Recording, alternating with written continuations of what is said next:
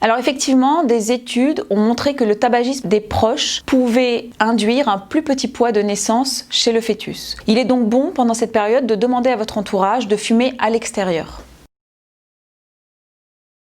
Il est vrai que la grossesse peut être une période difficile où les femmes sont fragilisées. Or, la cigarette est une addiction très puissante. Et souffrir des signes de sevrage pendant cette période peut être très désagréable. L'irritabilité, l'anxiété, l'augmentation de l'appétit, l'humeur dépressive, la constipation sont autant de signes qui rendent l'arrêt du tabac très difficile. C'est pour ça que ça peut être intéressant de vous faire aider par un tabacologue.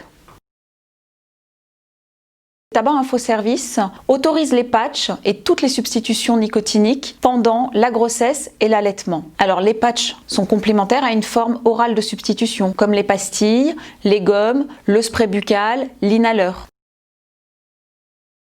Il est important de retenir que ce n'est pas la nicotine qui est dangereuse quand on fume. Ce qui est dangereux, c'est le processus de combustion, c'est-à-dire le fait de brûler le tabac. Une cigarette éteinte contient 1500 substances chimiques. À partir du moment où vous allumez cette cigarette, vous mettez le feu à une véritable usine chimique. La température monte à 800 degrés et provoque la création de 2500 substances en plus, dont les goudrons par exemple ou le monoxyde de carbone. C'est ces substances qui provoquent des plus petits poids de naissance, des fausses couches, des grossesses extra-utérines. Mais sachez que quel que soit le moment de votre grossesse, il n'est jamais trop tard pour arrêter. Ce sera toujours bénéfique pour vous et le fœtus.